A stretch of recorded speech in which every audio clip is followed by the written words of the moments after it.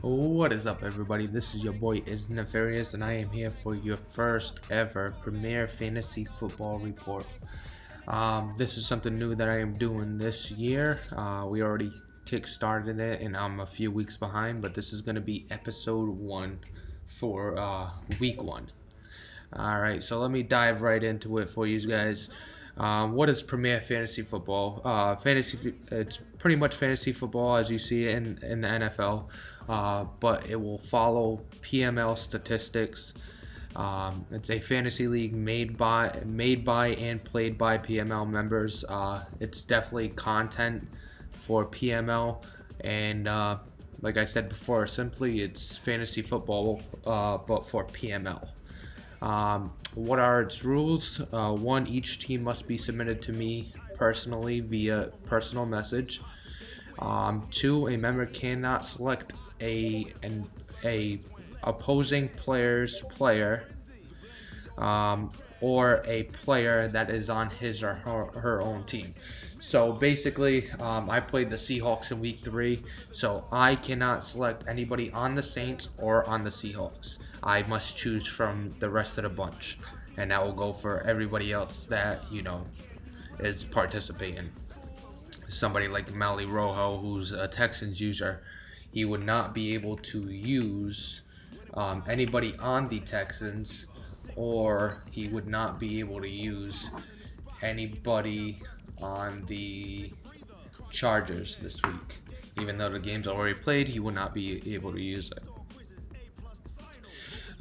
So the roster for the Premier Madden Fantasy Football League, it's pretty much a DraftKings type of deal. So what happens is every week you pick who you think's gonna have the best performance.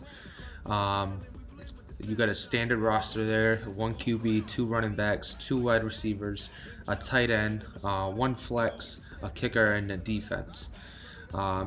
Like I said, DraftKings type, so every week could be different, or you could go with the same players as long as it's in the guidelines and it's not breaking any of the rules that were just mentioned. As far as the scoring, it's a PPR. I pretty much do all the scoring and then I post it, and you guys are more than willing or more than capable of checking my work. But I pretty much do the scoring myself. As you can see here, everything's pretty standard. Passing yards, one per 25 yards. Touchdowns for passing is 4 points. Any interceptions is -2. 1 point per 10 yards for rushing and receiving. 6 points for a rushing or a receiving touchdown. And then, like I said, it's a PPR, so it's 1 point per reception. And then when it comes to fumbles, it's tough to tell when it comes if a fumble was recovered from a player. So we're just gonna do any fumble from a player is -2 points. Should it be fumbling in the first place? Doesn't matter if the defense recovers it. On the flip side of the ball, the defensive side, it does matter if they recover it. So I'm not gonna count regular fumbles for defensive points, but I will count it against offensive players. So you have to recover a fumble on defense to receive those points. Pretty standard. As you can see, points allowed have their own sets of points there. Kick return and any touchdowns by a defense is 6 points. Safeties 2 points. Interceptions 2 points. Any fumbles are 2 points. Sacks 1 point. And 2-point conversion returns is tough to tell. I should have took that out when I first made this. That will not count, and as far as any 2-point plays will not count for anybody. I would have to go through everybody's game and really watch it, but I'm going based off stuff I could get off Madden. I'm not gonna go back and watch every game to see who had a two-point conversion. That would be way too much work. So we're just gonna crop that out, and as well as any 2-point returns for defenses. When it comes to the kicking, any PATs are 1 point. PAT missed is -2. Field goals made, as you can see, 0 to 49 yards, 3 points, and anything over 50 yards is 5 points. So pretty much your standard scoring. Nothing too crazy here.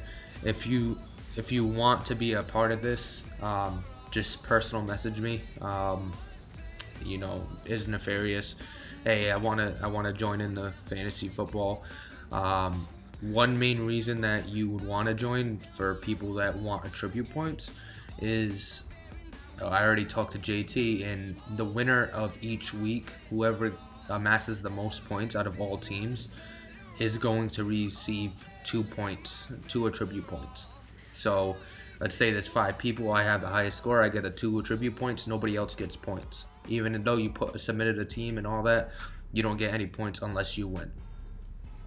So let's dive right into week 1 and actually take a look at the teams. So we got a few guys here. We got me, of course, is nefarious. You got Mally Rojo, Fallen, who's the Broncos user, Bubba, as everybody knows as the Bills, and Gooseneck Gamer, the newcomer, the 2K guy. He's also joining in the fun.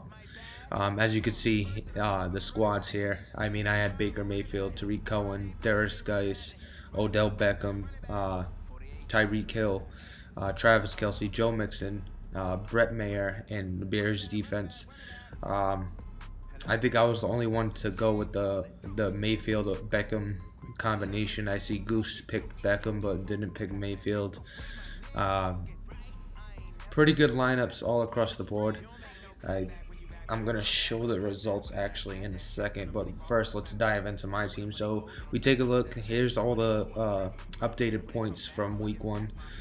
Baker Mayfield ended up with 30.32 points for me. Tariq Cohen 22.5. Darius Geis only got a 1.5 for me. Odell Beckham 22.40. Tyreek Hill 16.3. Travis Kelce 7. Joe Mixon 20.7. Brett Mayer 4, and then you got Chicago's Bears defense, who played pretty well and actually got 25 points that week, which brought my total to 149.72. And we'll take a look at the results right now.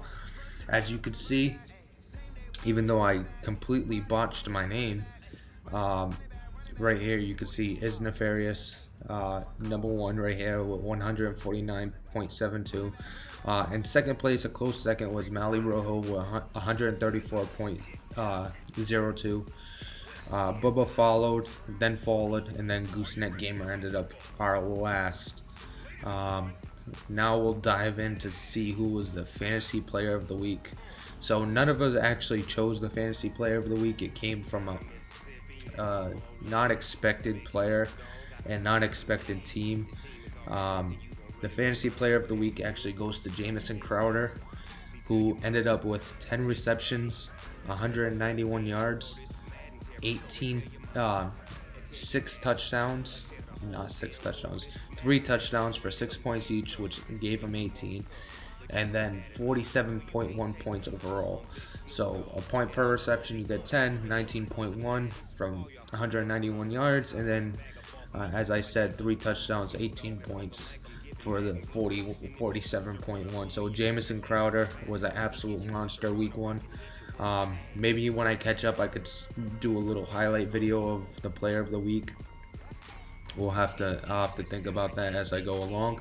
But since I'm far behind, this is kind of a not a rush version, but a little bit of a rush version. I don't have anything really special besides the graphics and the templates. We're gonna finish this video off. I'm gonna show you actually the team of the week this week.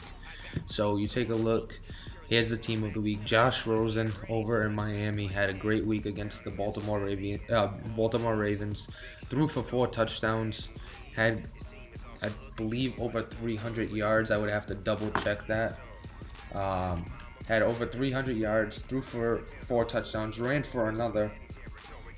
He ended up having a hell of a game against the Ravens. And then you take a look at, he was just under 300 yards, 272 yards. Then you take a look at the Lions. You take a look at Finn's guy, Kerryon Johnson, who ended up with 44 points. A close second when it came to the player of the week. He just fell short. If Finn played the full game with Kerryon Johnson, he probably could have took that. But he finished with 44 points. to be the second overall. Nobody picked any of these players of the week. No Jamison Crowder, no Kerryon Johnson. Nobody picked Josh Rosen. Um, Nobody picked Fairbairn or the Chiefs defense. I mean, we all missed on that, but that's pretty much what we had for our team of the week. I went through every team, got the stats individually. We actually had a tie at the kicker position between Fairbairn and the Bears kicker, I believe. Who's the Bears kicker? Just 1 second. All right, so the Bears kicker is Eddie Pinheiro. It was actually a tie between him and Fairbairn, so I gave it to Fairbairn. Jets, as I said, had Jamison Crowder, and then the Chiefs defense went off. Even though they gave up 14 points, was a little more than the Bears defense, and also most of the defense. Cincinnati had a good game, and then the Lions and the Giants. The big thing with the Chiefs defense, though, is that the Chiefs defense ended up with 3 touchdowns, defensive touchdowns. So that kind of swept the league. But that's pretty much going to do it for this video. We'll come out with week 2 when we